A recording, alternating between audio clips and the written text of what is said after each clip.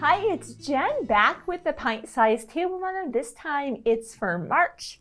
And when I sat down to design this one, I knew I wanted to really capture St. Patrick's Day. I'm Irish, maybe you are too. I'd love to hear from you in the comments. And you know, St. Patrick's Day, sometimes it's really hard to find decorations. So this one may be a very welcome addition to your home. Of course, we started our series last month with the Valentine theme. And this time, as I said, I wanted to take a deep dive into St. Patrick's Day. So when I was doing my homework, I really wanted to find an Irish themed block, and I found it. This one's called Lucky Clover. I changed the construction just a little bit. That might be maybe easier for beginner to be able to accomplish. So we will be walking our way through that. A reminder, this is a free download for you. For a limited time, it'll be free, and then later on, it'll be a paid pattern. So if you want to use your fabric from home, be sure to grab that pattern right away. It'll include full color instructions and then a 2-page diagram. We have our little bullseye there. You can line those up, maybe use the aid of a light box, tape that together. You'll be ready to go. Or if you want to grab one of our limited kits, be sure to do that. You'll be getting all the fabrics you see here. Of course, your applique will be pre-fused laser cut. We know you love that, as well as your binding and your backing. Last month we had, of course, the 4 blocks, but they were nestled right together. This time we put just a little bit of a sashing in between and kind of a cornerstone right in the middle of that one. And I really was, you know, when I was seeking the fabric, I was hoping to add some metallics to that because I think that's that gold pot that you see here. And my eyes came to actually the ombre confetti. So when you get your fabric in your kit, if you are going to be grabbing that, notice how we have the heavier gold kind of sprinkles, which I felt like were like sprinkling coins. That's why I chose this one. This is the 2 sections that we cut for our 2 ends. So, you know, normally we're diving into the piecing and we do the applique later. This time, be sure to cut out those 2 backgrounds for your applique and put that aside. Then we use this inner portion to do our piecing. So I wanted to mention that. I also biased this portion to be kind of at the top where my scallops were. So again, it looked like it was the heaviest portion of our golds up here, and it's kind of sprinkling down. So that's the idea. Once you get this portion, if you're going to be, again, using our kit, we will use those to be creating, really using that frequently to be making our 4 patch, which is in the 4 corners and the center block, and then we'll be making this aspect of that together. Whenever I do precise piecing, that definitely cues me up to kind of, where's my sizing? Readily available, guys, just a couple dollars, $1.50, $1.99, who knows with inflation. Maybe I shouldn't say those prices anymore. Walmart, Target, your grocery store, kind of in that laundry aisle, be sure to grab for that sizing. I give my fabric a really good spray, iron everything out really well, grab for that fresh blade if I don't already have one in there, and make some very precise cuts. And we'll start off our design with just some strip piecing. We're gonna make those 4 patch units. I just got a little one here, and we press toward our dark. And now once you have that, once you've got that strip piecing done, you know, it's always great to do a measurement check at this point. This should be measuring, I believe, 2.5 inches. But because we went into that with our 1/4 inch seam, we are going to now come back. We need to clean off that edge, and this is really how I do all of my cutting. I get that strip piece unit done. I clean off that edge because no matter how hard I try, those 2 strips, they're from different manufacturers. Maybe they're just different lengths. they always end up being slightly off. So I clean off that edge. Once that's done, it's all about the ruler.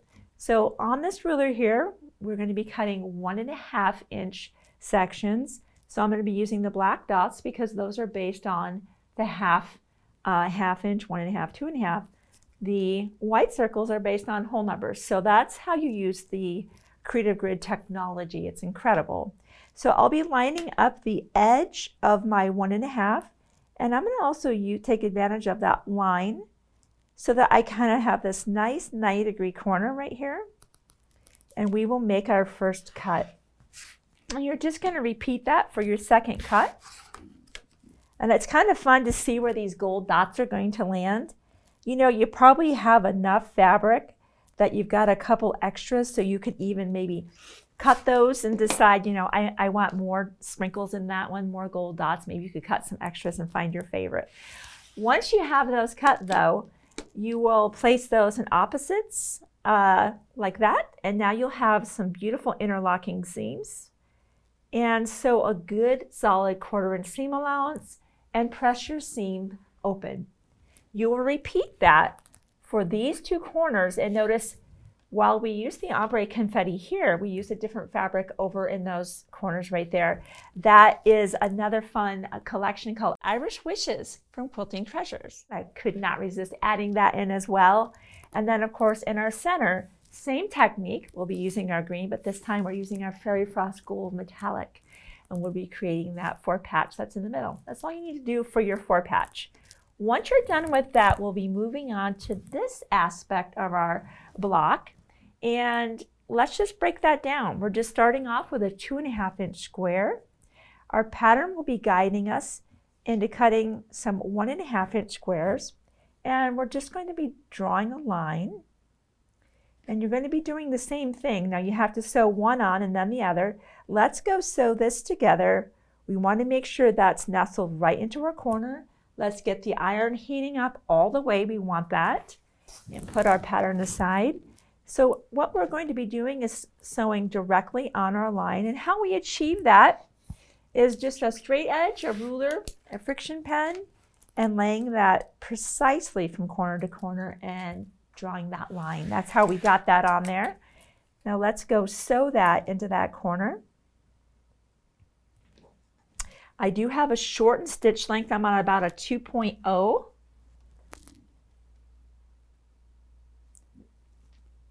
I'm not using my metallic thread yet. That's up there. We'll be talking about that in just a little bit. I just have a kind of a neutral thread in my machine.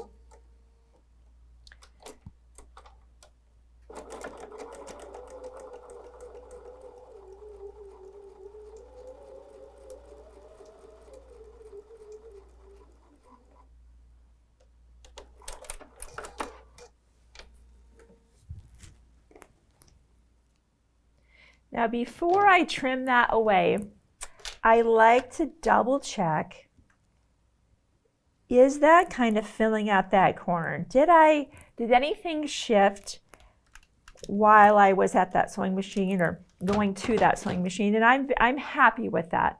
So I'll lay that back. Again, I'm grabbing for that same ruler. We have our nice 1/4 inch seam here, laying that along the edge and cleaning that off. The same here, we lay that down and repeat that process. Now, if you're inclined, if you're a person that loves to use notions and you love to learn new notions, one of the tools that is kind of one of my go-tos now that skips the step of drawing the line and having to kind of do that check and trim up, you kind of get to do that all at the same time. It's the corner clipper, and that's this tool right here. I'm just going to show this to you. It's just an option, just an option.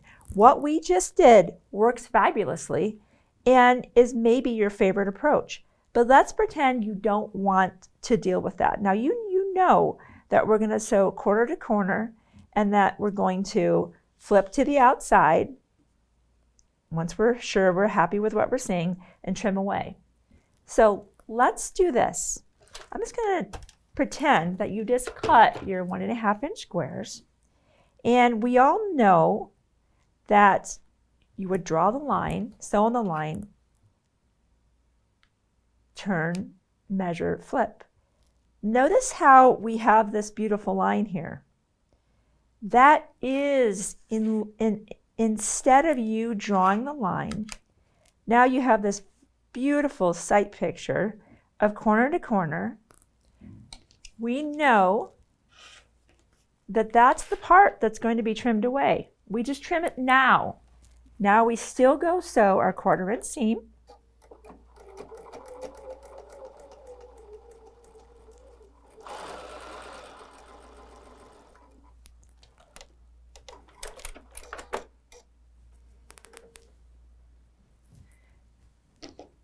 And what's nice about that is now I simply flip to the outside and I'm done. If you are new to sewing and quilting, I wouldn't go there just yet. If that's something you like to fiddle around with, grab that tool and practice. But obviously, once you trim away, it's done. You can't go back. And that's the only things. But if maybe you're more confident, you've been here, you've done all that, I'd love to encourage you to try new notions. And for a long time, I'll be honest, I was kind of reticent to do that. I'm like, I've got my way and it works. Don't talk to me about new notions. And then I noticed other people at quilt retreats that were using these notions were just coming out with more accurate blocks than I was. And I was like, maybe I should pay attention. And so I've learned, not every notion I love, but when I find one that I believe in, I'm going to share it with you and give you the option. Once you make these, you're just going to make 4 of those. That's all you need to do. You can see this is very straightforward to do. So let's get out the elements of our block here. Remember, we had our 4 patches, and so we just sewed those to either side of our center, just like this. Would be laying those out, just like that. And just like that. I definitely encourage you to kind of keep track of that diagram so you're laying everything out, because it'd be very easy to get that off. Just like that, right? And when you were placing our elements together, you know, I don't think there's any, well, actually I do. Looking at this, let's look at this. We know I try to find strategy, and one thing that I find makes my quilt blocks not even is when I get what's called a rolled seam. It's a seam on the back that rolled the other direction than I had hoped for because I didn't see it. So when I look at this, and I know that these need to be sewn together, and I place this right side together, and I know we're going to sew down here. I look at this. I say, do I want to sew on this side or do I want to sew on this side? The reason I don't want to sew on this side is A, that's going to want to roll back. And while I can see that one, this one's also going to want to roll back, and I can't see that. So for that reason, take a moment to analyze what side is the most strategic to sew on. In this instance, it's that block. So let's on that side, let's just go sew this 1/4 inch seam.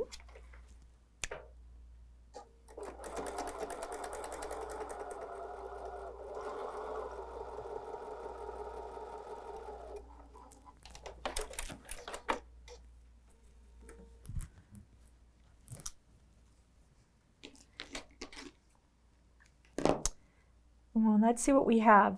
When I have something like this, my inclination is to press those seams open. So let's see, what did we do? Yep. Because now you want to evenly distribute that bulk. So warm up that seam.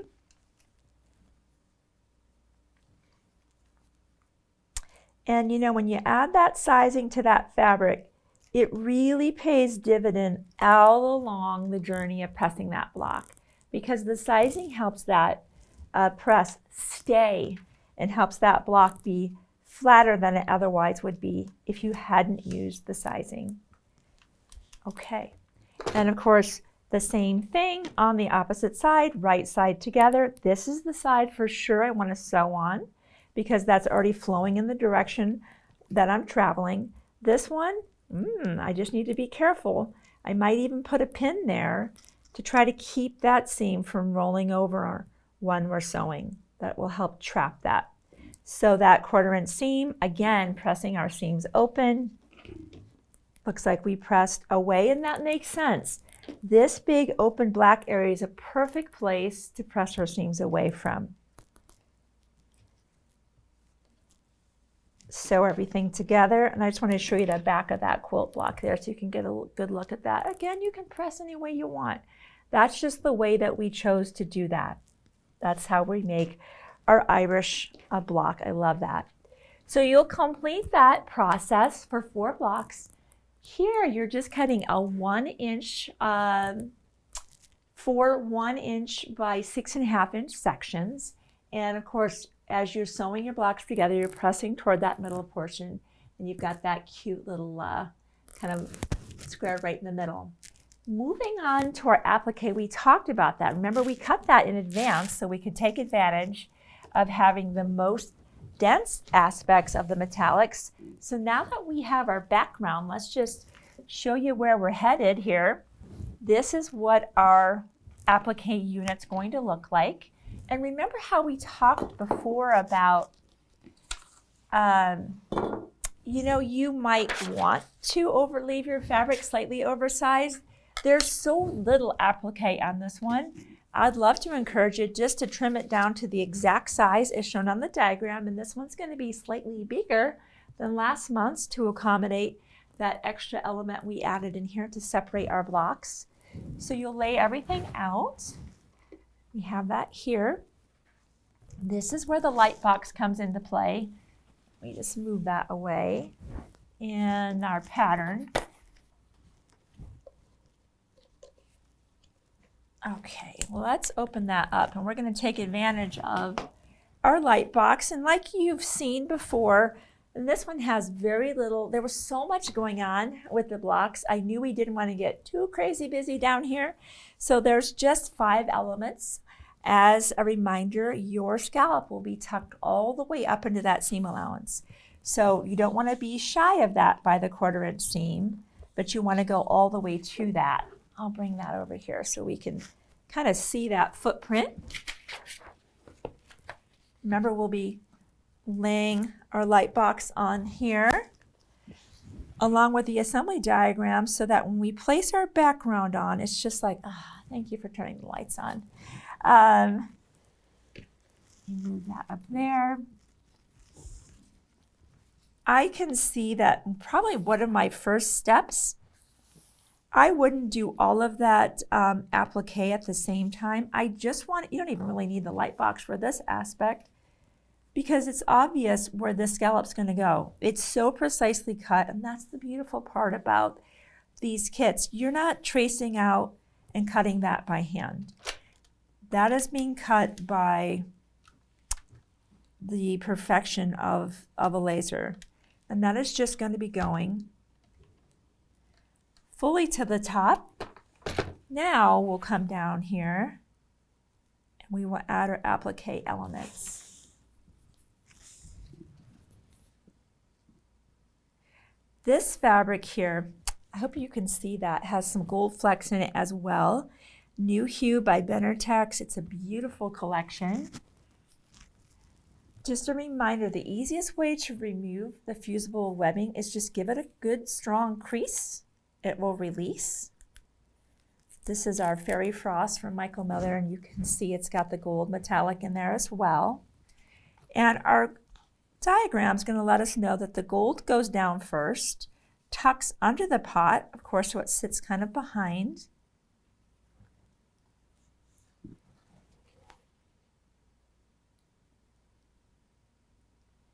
Let's go iron that down.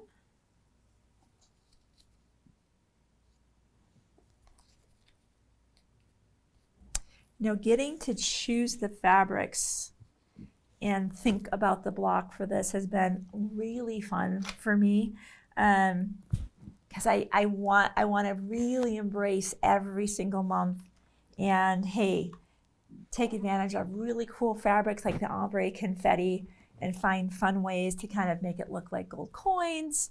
And so I really enjoy the opportunity to pick these fabrics and create these kits that hopefully bring you joy and fun, and add just a really sweet touch to that table, that perfect table where maybe a big table runner is just too big. Maybe it's just too overwhelming. So that is our applique. So you can see that we have a 3-piece set. Of course, we have our black to go around the pot and a beautiful green to go around our shamrocks, but I could not resist adding in the gold metallic to just set off that pot of gold, and that's what the thread director is for. Now, if you like sewing with metallic thread but have had a lot of problem with breakage, that was me, big time. And I'm like, there's got to be a product out there that helps this thread come off at the correct angle without twisting and breaking. This is it. I have used this and I am an absolute believer. I'm not going to sell you a notion that I don't use and believe in. What this does, notice how the thread, and we'll try to get a close-up of this. In fact, we might pause for just a second so we can get a really good close-up and I can show you how the thread director works its magic.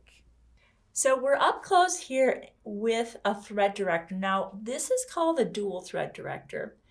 I'm going to show you also a single thread director, but the reason that some metallic thread, well, most metallic thread breaks, is as you can see, I want to zero in on the action of this twisting off of the spool. This is not a natural direction for metallic thread to flow. Looking at the thread director, whether you're using a single, which I will show you how to put that on your machine, or a double, maybe you're sewing with twin needles. Notice how now there's no twisting. It's simply coming off the machine at the natural direction that it was rolled onto the spool.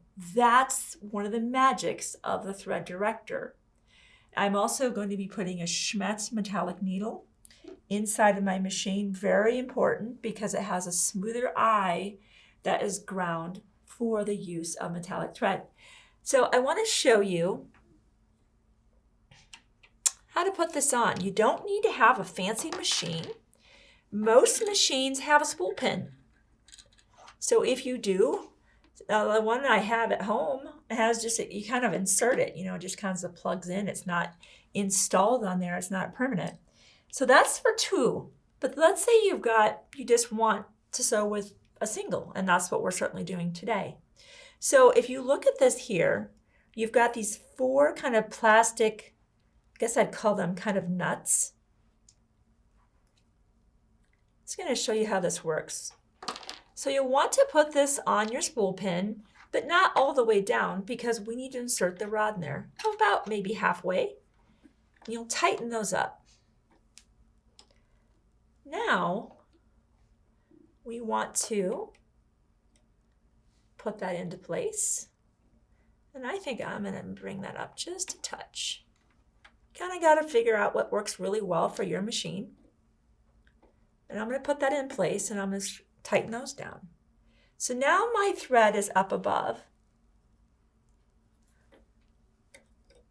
And of course we want that to be flowing off in that direction. Isn't that such a cool feature? So I wanted to show you why this thread, see, there isn't this twisting action. So this is definitely not the spool pin to be using metallic thread with. So I wanted to show that to you. All right, I am going to now change my needle to be a Schmetz metallic, and I'm going to thread my needle as normal. I have a 50 weight thread in a coordinating color in my bobbin. And I'm going to test this. I'm going to test sewing just straight stitches on some scrap fabric and make sure my tension looks good in conjunction with my metallic thread. Once I have that all adjusted, we're going to do the applique on our project. Okay, so I've got my Schmetz metallic needle in there. It's a 9014, seems to be the great combination with the thread director. And I did test that out on some scrap fabric. And so we're just going to do a straight stitch. Just enjoy watching the metallic thread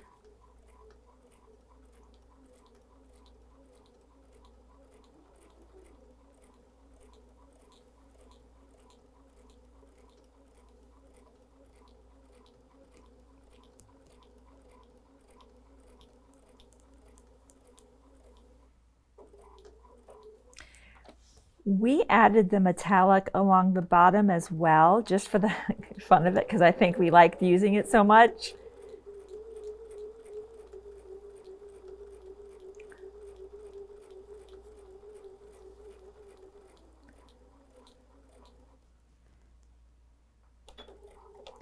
I want to show this to you.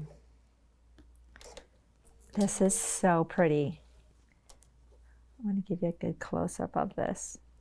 So look how it just adds to the shimmer and the excitement, and it picks up the gold and the ombre confetti. So, so pretty.